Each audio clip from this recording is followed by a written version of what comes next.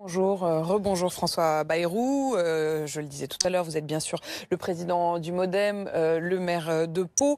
Et vous avez été, au fond, non seulement l'un des piliers de l'élection d'Emmanuel Macron, mais vous avez même été membre du gouvernement, puisque vous en avez été ministre de la Justice. Bonjour Bruno Poncet. Bonjour. Merci d'être avec nous. Vous êtes secrétaire fédéral de Sudrail. Vous êtes finalement l'un des visages de cette grève.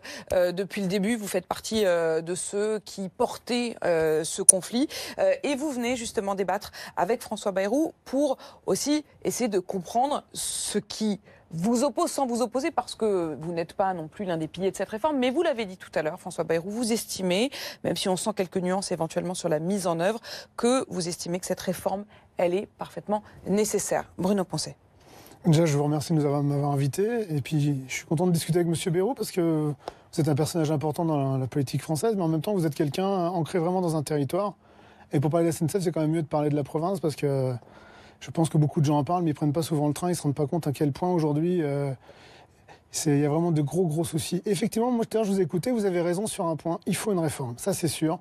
Aujourd'hui, le système ferroviaire commence à tomber en obsolescence, on a des voies qui ont presque 40 ans d'existence, on a des caténaires qui ont des fois plus de 30 ans d'existence.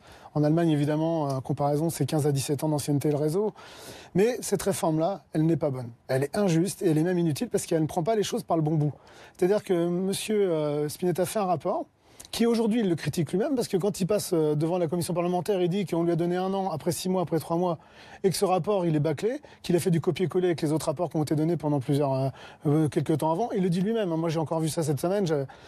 J'en pouvais plus. Je trouvais ça inadmissible. Enfin bon, après, ouais, j'imagine. Hein. Et en plus, derrière, cette réforme, qu'est-ce qu'elle a fait en premier? Elle a mis en exergue les cheminots. Elle nous a dit qu'on était des privilégiés. Elle nous a dit qu'on avait un statut qui était inadmissible au XXIe siècle. Et elle ne parle pas de la dette. Elle ne parle pas du réseau, de la réfection du réseau. Elle ne parle pas aujourd'hui de toute cette dette qui étrangle le chemin de fer. Sachez qu'aujourd'hui, quand il y a 100 millions d'euros empruntés par SNCF, il y en a 51 qui vont au remboursement de la dette. Et que 49 vont juste dans l'injection dans le réseau. Donc, ce qui veut dire qu'aujourd'hui, tout le système est vicié. Donc, c'est pour ça que nous, on est d'accord avec vous sur un point. Il faut une réforme, mais pas celle-là. François Bayrou. Je l'ai dit avant que vous n'arriviez, moi, je ne mets pas les cheminots comme responsables de la situation de la SNCF. Et je crois que d'ailleurs personne ne le fait, n'a envie de le faire. Je crois qu'il y a eu des arguments de cet ordre utilisés, mais c'est pas mon point de vue. Parce que, je répète ce que j'ai dit avant que vous n'arriviez, moi je sais ce que c'est la fierté des cheminots. C'est des trucs, enfin c'est des éléments dont on parle peu. Mais c'est réel, c'est profond, c'est important, et c'est important, vous disiez, dans le monde de la province d'où je suis, c'est très important. Simplement, on est dans une situation où le fait de dire non à la réforme, ou à toute réforme, c'est comme ça que c'est ressenti même si c'est pas ça, mais vous savez bien que c'est ça qui est entendu. Le fait de dire non, c'est une attitude qui risque de faire très mal à la SNCF, pour ne pas dire de condamner la SNCF. Je vais vous dire ce que, comme élu local, je vis. La situation aujourd'hui, elle est à bien des égards insupportable. La gare de Pau, c'est majeur, c'est une capitale au pied des Pyrénées. La gare de Pau n'est toujours pas accessible. Je ne sais pas si vous vous rendez compte du caractère insupportable. C'est-à-dire qu'elle n'est pas accessible aux personnes qui ont des difficultés pour se déplacer. Vous êtes obligé... Il n'y a pas eu de remise aux normes. C'est beaucoup plus compliqué. Je n'ai jamais rencontré depuis que je suis maire le président de la SNCF qui m'est arrivé de voir sans que je lui dise mais enfin c'est impossible. Et alors la SNCF fournit des projets pharaoniques, jeter des passerelles alors qu'il y a un passage souterrain, il suffirait de mettre un ascenseur et puis les choses seraient réglées Puis on me dit puis c'est pas possible parce qu'il faut monter les quais. Enfin des blocages administratifs incompréhensible, insupportable. J'ai fait une affaire avec la SNCF parce que nous avons racheté une halle Cernam. Il a fallu 4 ans. On s'est mis d'accord, on a pris la décision. 4 ans pour l'administration. Et franchement, j'en veux pas aux personnes, parce que c'est un système, c'est une mécanique. Et c'est une mécanique trop lourde et trop fermée. Ce qui va se produire s'il n'y a pas de réforme, alors j'entends bien que vous dites qu'il en faut une, après on peut discuter laquelle. S'il n'y a pas de réforme, ce qui va se produire, je vais vous le dire, dans une région comme la mienne, où on aurait besoin de navettes SNCF, d'Orthez à Pau et jusqu'à Lourdes, on aurait besoin d'une navette qui fasse du pendulaire. Il y aurait des milliers de personnes qui la prendraient. Et tous les jours, on demande. Mais si on ne fait rien, le prix que la SNCF demandera pour faire cette navette sera insupportable pour les collectivités locales et pour les usagers. C'est trop haut. Et beaucoup d'élus locaux, vous le savez, mais je ne cherche pas à vous convaincre, beaucoup d'élus locaux disent la concurrence, vivement la concurrence, parce que on sait bien que d'autres compagnies ferroviaires, je pense aux Allemands, je pense aux Suisses, sont prêts à nous ouvrir cette ligne à 30% ou 20% de moins, ou 25% de moins. Et moi, ça me fait mal au cœur parce que je trouve que ça devrait être la SNCF qui devrait être, prescripteur ou proposant de services publics. Qu'est-ce que vous répondez à ces blocages-là, Bruno Poncet ? Déjà, moi, je suis d'accord avec vous parce qu'aujourd'hui... nous, on le vit au quotidien. C'est-à-dire qu'il faut bien comprendre que les conditions de circulation des usagers sont nos conditions de travail. Et donc, quand ça fonctionne mal, tout le monde en pâtit. Après, vous avez raison, il y a quelque chose qui ne va pas dans les investissements de la SNCF. Mais il ne faut pas oublier que M. Pépi, ça fait 20 ans qu'il est là. Ce tout TGV qu'il a porté pendant 20 ans, et aujourd'hui, il dit qu'il faut aller sur le réseau du quotidien. C'est de sa faute aussi, il ne faut pas oublier. Donc, ce monsieur, nous, on pense... Et on le voit aujourd'hui avec ses déclarations, il met de l'huile sur le feu dans le conflit, alors qu'il n'y aurait pas besoin de ça. Je pense qu'il est temps de dépassionner le débat. On peut discuter intelligemment sans avoir besoin de mettre l'huile sur le feu. Et je trouve que, oui, vous avez entièrement raison sur tout ça. Quand je vois que la SNCF dépense 200 millions d'euros dans sa communication, elle est incapable d'augmenter les cheminots depuis 4 ans, et que derrière, moi j'entends des gens comme vous, mais régulièrement, qui me disent « Ouais, mais dans ma gare, il n'y a pas de passage pour les personnes à mobilité réduite, l'accès au quai n'est pas possible. » Et derrière, vous vous rendez compte, nous, on voit ça tous les jours, cette dichotomie entre il y a de l'argent SNCF qui est mal utilisé. Là, vous parliez de créer une ligne entre chez vous et Lourdes. Mais ça sera toujours SNCF parce que cette partie-là ne va pas rentrer normalement avec capitaux privés ou quoi que ce soit, parce que ça restera au sein de la SNCF, parce que l'ouverture à la concurrence se fait sur l'exploitation. Mais sur cette ouverture à la concurrence qui finalement est plébiscitée, est espérée par les élus locaux, comme le dit François Bayrou, qu'est-ce que vous lui répondez ? Alors l'ouverture à la concurrence, il faut bien se rendre compte aujourd'hui qu'il y a des effets pervers qui sont aujourd'hui dénoncés dans tous les pays où ça a été fait. En Angleterre, par exemple, ça a augmenté les prix à un taux extraordinaire. Au départ, déjà, il y a eu un problème de réseau, parce que le réseau était aussi ouvert à l'entretien du réseau à la concurrence, et vous rappelez-vous, il y a eu des morts, ça a été quand même assez... Ils ont tout changé. Ils sont venus en arrière là-dessus, par contre... Et en 10 ans, ils ont rénové complètement leur réseau. On dit aujourd'hui que c'est le premier ou deuxième réseau par la qualité en Europe. Donc, Et après, l'exploitation d'Angleterre fait que ça a augmenté les prix, mais c'est à des taux que nous, en France, on ne pourrait pas supporter. Par exemple, il y a une ligne qui fait Londres-Cambridge, c'est 60 km. L'abonnement à l'année, c'est 6 000 euros. C'est 500 euros par mois. Je ne pense pas qu'un Français aujourd'hui ait envie de faire son abonnement personnel de son TER ou de son TGV à cette hauteur-là. Ensuite, moi, tout à l'heure, je vous ai entendu parler de la Suisse et je trouve ça très intéressant parce que vendredi, moi, j'étais à une réunion au ministère. Et si au ministère, on négocie pas, par contre, on apprend des choses en ce moment parce qu'on voit, moi, je suis sur la qualité du service public dans ce débat-là. Et une dame qui représente le fonds d'infrastructure ferroviaire en Suisse est venue nous expliquer comment ça marche là-bas. Déjà en Suisse, il y a 3800 km de réseau, nous c'est 30 000. Oui. Donc bon. Mais je n'ai pas dit que c'était la même chose. Non, mais c'est pas ça, mais c'est intéressant de voir un petit peu. Oui. Eux, ils investissent, ils ont ce fonds d'investissement d'infrastructure et en autogestion complète, c'est-à-dire qu'ils ont un autofinancement complet à 4,8 milliards par an. Et ce 4,8 milliards par an, dedans il y a des fonds qui viennent de l'État, 1,5 fois plus que l'argent par habitant que ce qu'il pourrait y avoir en France. Donc déjà, il faut se rendre compte un peu de l'investissement qui est fait. Proportionnellement, voilà. Vous dites, finalement, ça coûte aussi à l'État suisse. Voilà, mais c'est incroyable. Mais derrière, elle a dit, nous, on a 4,8 milliards, on dépense 4,8 milliards, on n'en dépense pas plus. Et derrière, ces 4,8 milliards, vous savez comment ils sont engendrés ? Ils sont engendrés par un report modal qui fait que vous n'avez pas le droit de traverser la Suisse en camion, vous devez aller sur les trains. Et ça, cette augmentation du trafic fret fait qu'en ce moment, eux, là-bas, ils sont en autogestion. Vous savez qui a refusé, alors, qui a annulé l'écotaxe ? C'est Madame Royal, qui avait été mise, cette écotaxe qui était quand même fait par le Grenelle en 2007, le Grenelle environnement. qui devait déjà financer les LGV. On sait très bien aujourd'hui les LGV, on peut en reparler tout à l'heure, du Paris-Bordeaux. Et bien Madame Borne aujourd'hui, qui chez Monsieur Bourdin s'embrouille un petit peu parce que je pense qu'elle se rend bien compte que sa réforme va pas arriver à la défendre comme ça. Madame Borne dit pourquoi on ne ferait pas une taxe sur les camions? Et moi, j'ai vu l'autre reportage sur la chaîne parlementaire que je regarde beaucoup. C'est l'ironie du et sort. vous savez quoi? Elle était à côté de Madame Royal quand ils ont signé la fin de l'écotaxe. C'est pas sérieux. Comment vous pouvez... Aujourd'hui, on peut dire ce qu'on veut sur les cheminots, mais nous, aujourd'hui, on connaît notre domaine. On sait ce qu'on vaut, on sait ce qu'on fait. Et surtout, quand on entend des gens comme ça, qui sont passés par une SNCF, qui ont été directrices de la stratégie, et qui aujourd'hui nous expliquent que la stratégie n'est pas bonne depuis 20 ans, mais c'est pas entendable. Alors nous, on peut entendre tout et n'importe quoi, mais aujourd'hui, on se rend compte qu'après quasiment 2 mois d'entretien entre Spinetta et les ministères et aujourd'hui le direction d'entreprise, on se rend compte que c'est du grand n'importe quoi.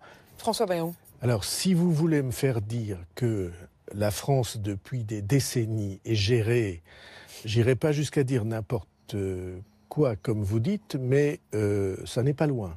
Il y a, vraiment, on est dans une situation où faire et défaire, reprendre, retrouver les mêmes idées. Après tout, on peut dire entre nous que la réforme que l'État propose aujourd'hui, c'est le statut de la SNCF en 1937. Oui, à peu près. Ouais. C'est exactement ça. Si on n'avait pas entre-temps démantelé, mis par terre... Donc vous voyez que le statut de 1937, c'est... un an après 1936, je rappelle. C'est exactement le statut de ce que nous allons avoir si sur ce point la réforme arrive à son terme. Et donc, oui, en effet, l'État, en raison de la politique, en raison des institutions, qui font que on va d'un bord sur l'autre et on revient en arrière. Aussi à ce que vous disiez tout à l'heure sur le poids de l'administration qui parfois... De l'administration et le fait que la politique favorise, que les règles politiques favorisent l'affrontement et la confrontation au lieu d'essayer d'avoir une discussion. Après tout, notre discussion, elle n'est pas... pourtant, c'est Sudrail et c'est moi. Notre discussion, c'est ça ce qui est assez passionnant. Elle n'est pas de gens qui ne peuvent pas s'entendre. Sur le constat, vous êtes globalement proche. Sur les pistes que vous proposez, notamment quand vous comparez avec la Suisse, en disant, voilà, il y a aussi cette question quand même du fret. On sent bien que vous vous dites, c'est une piste qui devrait être envisagée. C'est criminel qu'on n'ait pas fait plus pour le fret en France. Donc cette réforme, elle aurait dû probablement prendre davantage en compte aussi d'autres pistes. Est-ce que ça, vous vous dites... Je veux pas ouvrir une polémique avec qui que ce soit, c'est pas mon objectif. Mon objectif est de montrer que, contrairement à ce qu'on dit, il y a des points d'accord, de convergence qui sont trouvables. Quelque chose. Je ne crois pas que les cheminots soient sourds et aveugles. Je pense que les cheminots se rendent très bien compte de la situation, c'est la leur. Par exemple, quand ils disent les armoires électriques ont 40 ans parfois, les aiguillages ont 40 ans sur certaines lignes. Quand on regarde l'état de la voie entre Dax et Pau, il faut plus d'1 heure pour faire 100 km ou 90 km. Mais on pleure. On a laissé en effet s'effondrer avec le temps le réseau français qui était le réseau le plus respecté et dont les Français en Europe. Moi, je me souviens très bien du record du monde d'une locomotive à 330 ou quelque chose comme ça kilomètres à l'heure dans les Landes. Allez voir l'état du réseau dans les Landes aujourd'hui. Et tout ça, c'est en effet, c'est du gâchis au travers du temps. Parce qu'on a passé son temps à démolir ce que les précédents avaient fait. On se dit en vous écoutant tous les deux aujourd'hui que le gouvernement aurait dû vous demander à vous, François Bayrou, d'être le négociateur dans cette réforme. Parce qu'au fond, le dialogue a l'air quand même, en tout cas, beaucoup plus fécond qu'il ne l'est aujourd'hui, si je veux bien vous croire, quand vous êtes face au gouvernement. Mais Bruno Poncet, vous êtes d'accord sur le constat. Cela dit, est-ce qu'il y a des points dans cette réforme dont vous vous dites qu'ils sont au minimum acceptables ? Non, parce que à partir du moment que vous ne gérez pas la dette, Et c'est ça le gros problème de la SNCF aujourd'hui. C'est à partir du moment que vous ne gérez pas la dette, tout le reste qui découle, c'est demander des efforts aux cheminots, aux usagers, aux collectivités territoriales. Parce qu'à un moment donné, quand il va falloir reporter, alors c'est 10 km, enfin c'est 9000 km de ligne que le gouvernement dit non, nous on n'y touchera pas. Mais on va laisser aux collectivités territoriales, la SNCF, de décider. Effectivement, les collectivités territoriales vont devoir gérer ça, plus leurs gares TGV qui ne sont pas rentables, soi-disant. Donc ce qui fait qu'à un moment donné, vous allez avoir un abandon de ces lignes-là très rapidement. Et derrière, cette dette, elle n'est pas explicable, elle n'est pas expliquée, elle n'est pas reprise. Et moi, nous, on n'arrive pas à comprendre aujourd'hui pourquoi on fait une réforme quand on ne parle pas du plus gros sujet. Nous, à la SNCF, les cheminots, on vit depuis plusieurs années 2000 suppressions d'emplois parce qu'on nous dit qu'il faut faire des efforts à cause de la dette. L'année dernière, c'est 56 suicides de cheminots via souvent des problèmes de management, de harcèlement moral, parce qu'à un moment donné, faut faire toujours plus faut toujours faire plus avec du moins. Moi, mes collègues n'en peuvent plus. Aujourd'hui, vous vous rendez compte que moi, j'ai des gens qui me disent « Ouais, mais c'est le chaos la semaine dernière avec la grève, ça va être le chaos aujourd'hui, c'est le chaos demain. » Et moi, quand je parle avec des gens à Paris, ils me disent « C'est le chaos tous les jours, nous. » Parce qu'à un moment donné, à Paris, moi, j'ai des collègues qui conduisent les trains de la ligne B, ils veulent plus la faire. Cette ligne, elle est insupportable. On laisse même pas assez de temps aux gens sur le quai, aux conducteurs, pour pouvoir prendre tout le monde. On leur dit « Voilà, au bout de moins d'une minute, il faut que tu repartes, quoi qu'il arrive. » C'est pas possible. Donc aujourd'hui, nous, ce qu'on dit, et on le répétera, et nous, on lâchera pas là-dessus.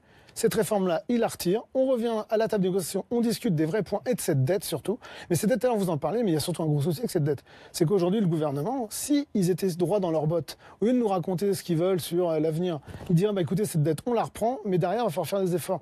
À la limite, nous, on ne serait pas aussi populaire qu'on peut l'être, parce qu'au départ, on était à 80% d'impopularité, aujourd'hui à 50-50. La plupart des gens disent, ouais, ils ont peut-être pas si tort que ça. Parce qu'en plus, ce qui s'est passé, c'est que dans les médias, pendant plusieurs semaines, les médias nous ont suivis, les cheminots. Ils n'ont pas suivi des syndicalistes comme moi, ils ont suivi des gens qui conduisent des trains, des gens qui font les aiguilles, et ils se sont rendus compte que déjà, on n'est pas des privilégiés, que déjà, notre boulot, il n'y a pas grand monde qui voulait le faire, parce qu'aujourd'hui, il nous manque 1000 conducteurs et personne ne veut y aller, malgré notre statut qui paraît être extraordinaire. Ça, c'est vrai.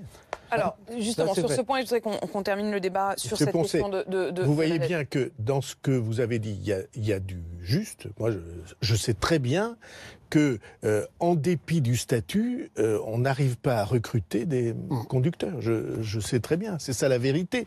Parce qu'il y a des contraintes, toutes ces choses sont importantes. Mais il y a une chose qui ne peut pas être dite ou entendue, c'est faut retirer la réforme. Si le gouvernement avait la mauvaise idée de retirer la réforme, évidemment, vous voyez quel signe d'impuissance. J'ai parlé tout à l'heure de l'impuissance politique que les Français observent. Les Français depuis longtemps, et qui désespère les Français. Et donc, pour moi, ça, c'est évidemment impossible. Oui, le gouvernement, je suis persuadé qu'il y a des discussions discrètes. Pas seulement. Avec nous, vous savez bien, nous on est Sudrail et personne ne veut parler avec nous. Moi, je veux bien parler avec vous. François Bayrou parle avec vous. Je veux bien parler avec vous. Vous n'êtes pas des pestiférés, vous êtes des syndicalistes, vous essayez de défendre votre boulot, je comprends ça très bien. Et une certaine idée du service public, que je comprends aussi, et que je crois que tous les Français qui aiment le train ressentent. Et ce que vous avez dit sur le RER B, je ne vais pas dire le contraire. C'est vous qui avez évidemment raison. En revanche, dire au nom de tout ça, on bloque tout, ça, je crois que c'est sincèrement impossible et c'est rendre un mauvais service et à la SNCF et je crois aux cheminots. Mais vous savez pourquoi on bloque tout? Parce que ce gouvernement ne nous écoute pas. Ce gouvernement ne veut pas négocier. Si nous, ça fait quand même... Le rapport Spinetta, c'est le 15 février. On est quasiment mi-avril. Et depuis 2 mois, on nous trimballe dans les salons. Alors, moi, j'apprends des choses quand je vais à certaines réunions, mais quand mes collègues vivent réellement alors on parle de concertation, de négociation, il n'y a rien au bout. C'est là le problème. Aujourd'hui, si on est dans la rue, si aujourd'hui on bloque, malheureusement, et moi, je suis pour la grève de la gratuité, ce qui permettrait que les gens circulent et que nous, on travaille et que ça serait vraiment toucher le portefeuille d'entreprise. L'État français veut pas, l'Europe dit oui. Donc à un moment donné, il faut aussi discuter de ça. Mais moi, ce que je voudrais vous dire, c'est qu'à un moment donné, ce gouvernement, s'il était aussi légitime que ça sur cette réforme, il ne demanderait pas à M. Macron, après 2 semaines, même pas, 2 fois 2 jours de grève, de venir parler jeudi. Et je pense qu'il vient parler parce qu'à un moment donné, il sent des mécontentements grandir. Aujourd'hui, moi, je ne parle pas de convergence des luttes. Le fait que Emmanuel Macron décide finalement de s'exprimer, pour vous, c'est une réponse directe parce qu'il sent bien que c'est pas tenable de pas à un moment vous répondre? Mais ce qu'il veut surtout dire, c'est que les interlocuteurs qui nous ont envoyés, c'est-à-dire Madame Borne ou alors même Monsieur Philippe, ils ne sont pas crédibles. Madame Borne n'est pas crédible. Oui, François Bayrou. Une phrase, parce qu'on a abordé un peu comme ça, en passant vite, une question absolument essentielle. Et que ce soit le représentant de Sudrail qui l'aborde, pour moi, ça a beaucoup de signification. Il dit, mais en fait, on ne discute pas en vérité, on n'a pas l'habitude, on nous trimballe.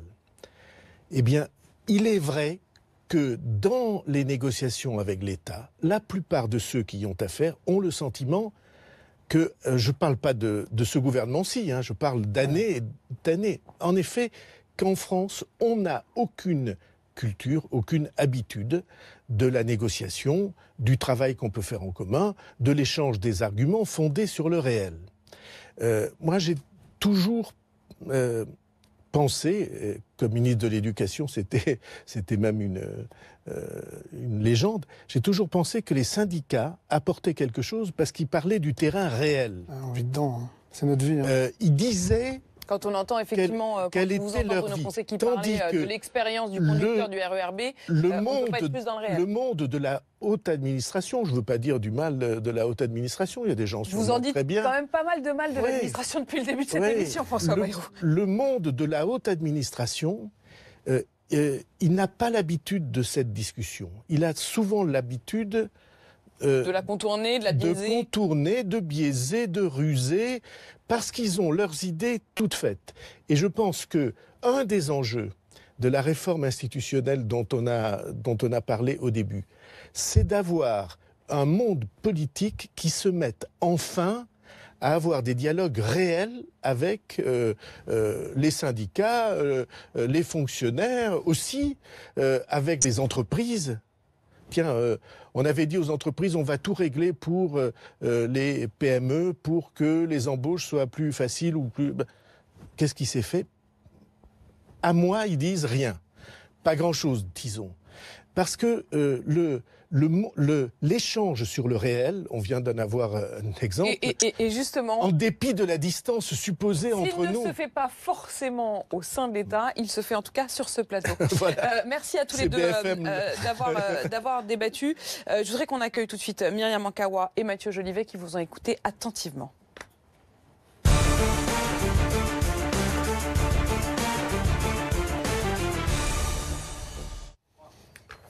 Myriam Ankawa, je disais tout à l'heure qu'au fond, le gouvernement aurait sans doute aurait été mieux inspiré d'envoyer François Bayrou pour négocier, parce que le dialogue aurait sans doute été plus fécond. Est-ce que c'est votre sentiment à l'écoute de ce débat ? Absolument. Complètement. C'était absolument passionnant de vous écouter, parce que jusqu'à présent, on a l'impression qu'on assiste à un dialogue de sourds entre le gouvernement et les cheminots et les syndicats. Et là, patatras, la politique a fait son éruption et c'est François Bayrou qui nous explique qu'il y a des points de négociation, qu'on peut avancer. Et c'est Sudrail qui nous dit, au fond, surprise, le statut des cheminots n'est pas forcément un préalable. La dette, c'est plus important et on commence à y comprendre quelque chose. Je n'ai pas dit ça non plus. Attention, vous allez lui faire sauter son mandat syndical. Je commençais à me poser la question. Je vous mets en garde. Oui, mais c'est vrai que vous n'avez pas non plus fermé la porte à une négociation sur le statut. Moi, j'avais l'impression que le statut, c'était... En tout cas, on le garde, quoi qu'il arrive. La dette est quelque chose qui ne peut pas être à part et qui devrait faire partie mais la phrase exacte de M. Poncet, elle est, si je la cite bien, elle est plus subtile que ça. Il dit... Si le problème de la dette est abordé et même traité, et qu'en échange on demande des efforts, on peut. C'est exactement ce que vous avez dit. Oui, ça aurait été beaucoup plus intelligent de le faire comme ça. Mais après, l'histoire du statut, nous, ce qu'on veut à nous, Sudrail, c'est que notre statut de cheminot soit appliqué à tous les travailleurs du rail. Que ce soit la dame qui nettoie la gare, que le conducteur de train. Ce qui fait qu'après, vous n'êtes pas dans le dumping social. En Allemagne, ils ont ouvert la concurrence. La plupart des cheminots ont perdu jusqu'à 30% de salaire. C'est pas ce qu'on veut en France. Moi, aujourd'hui. Ils ont regagné plus de 30%. Non, ils ont perdu au départ. Regardez bien. Au départ. Non, mais même et maintenant, après, ils ont regagné beaucoup. Il y a un dumping social en ce moment là-dessus. Juste si vous me permettez, ce que ça raconte aussi, ce débat, c'est qu'il y a eu beaucoup d'humiliation ressentie, notamment du côté des cheminots. Et on a parlé de la part du gouvernement d'une forme de SNCF bashing, notamment au début du lancement de la réforme. Ce que ça raconte aussi, c'est que peut-être ce gouvernement d'experts a trouvé ses limites. On parlait d'un manque de poids lourd pour défendre cette réforme. Est-ce que François Bayrou, vous avez monté au créneau pour, au fond, défendre la réforme, finalement, auprès des... Le retour du politique. Je monte au créneau sur le plateau où vous m'avez invité pour exposer une vision. Voilà. Je vais vous dire ce que je crois. L'élection du printemps 2017, c'est une élection qui s'est fondée sur des éléments qu'on vient de retrouver ici. Macron, il a dit bienveillance. Et bienveillance, ça a déchaîné des adhésions et des applaudissements. Alors après, c'est plus dur de le maintenir au travers du temps que de le dire. Mais précisément. c'est une attente de la société française. Mais est-ce qu'on est lié aujourd'hui dans ce moment dans la bienveillance, dans la réconciliation de Macron? Moi, ce que je viens de défendre devant vous, c'est le sentiment de millions et millions de Français qui n'ont pas voté Macron par défaut, qui ont voté Macron par espoir. Mais quand vous entendez les députés La République En Marche, qui pour certains ont dit mais c'est la gréviculture en France, etc., vous le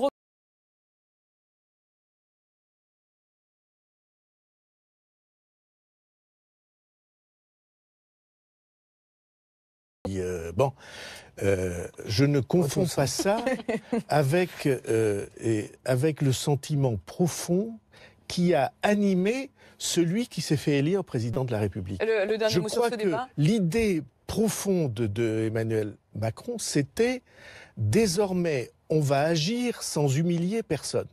Et là, je suis persuadé, si vous me permettez de le dire, je sais que son sentiment n'a pas changé sur ce point. Alors il est temps qu'il s'exprime, effectivement.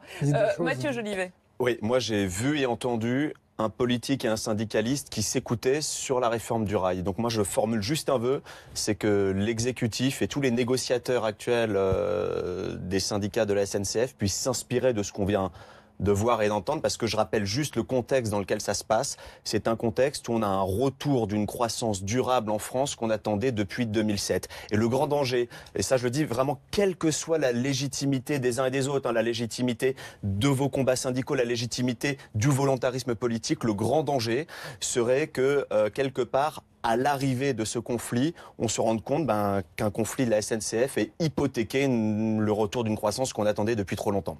Merci beaucoup. Il y a même une double hypothèque, si vous permettez, c'est qu'on casse la croissance. Son émission, hein. Ça, c'en est un.